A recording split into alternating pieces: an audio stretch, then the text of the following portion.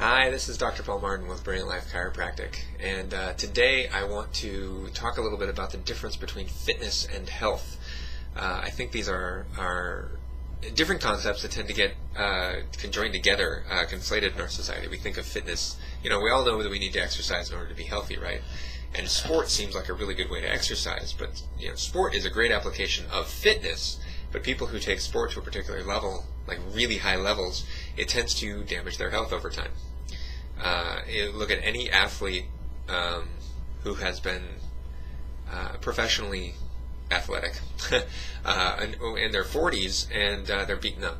Their knees are shot, spine's got arthritis in it, they've got pain all through their body. I've taken care of a number of people like that.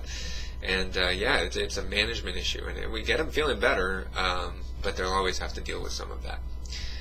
So sport can be taken too far. Fitness can be taken too far. Sport is really the application of fitness at its highest level. Now, I'm a fitness guy. I love pushing heavy weights around. I love running fast. I like throwing myself up on the rings, doing the muscle-ups. Check out my Instagram account. You'll see me doing muscle-ups. For me, there's a lot of joy in finding what is the limits that I have. Where can I push it to the next level? Even today, at Tacoma Strength, the coach there, he was just like, Paul, you seem to be continually improving, even at 41. I'm like, well, yeah, thanks. I keep trying. But some of that isn't necessary for health. Like, you don't have to work out like I do in order to be healthy. I enjoy it. It's a hobby. But I'm always getting close to that line of injury versus performance. And that's something to be aware of. Now, I read a book called Intervention by a guy named Dan John, which I found very interesting. And he describes health as optimal interplay between the organs, which jives very much with the chiropractic philosophy of health, which has to do with no nerve interference, allowing those organs to interact with each other optimally. So that makes sense. And fitness is simply your ability to do a task. It doesn't matter what that task is. For some, it's throwing a discus really far. For others, it's a tackle. For some people, it's MMA. There's all kinds of different things that it can be. I like watching the CrossFit Games. For me, that's an epitome of sports performance in the realm of general fitness. And in fact, regionals are coming up this weekend. I'm very excited about that. Looking forward to it. But any sport really will do. If you look at a sport and you look at the people in that sport, they're strong. They are generally limber. They're mostly lean. Football players are an exception to that because they need the weight to hit. But generally speaking, any sport will do. And these guys are always treading that line between performance and injury. They're always right there. And any of these guys, if they do it for long enough, they're going to be broken. And they're going to have very long-term injuries that take place after that because they're more interested in fitness as opposed to health. There is a difference.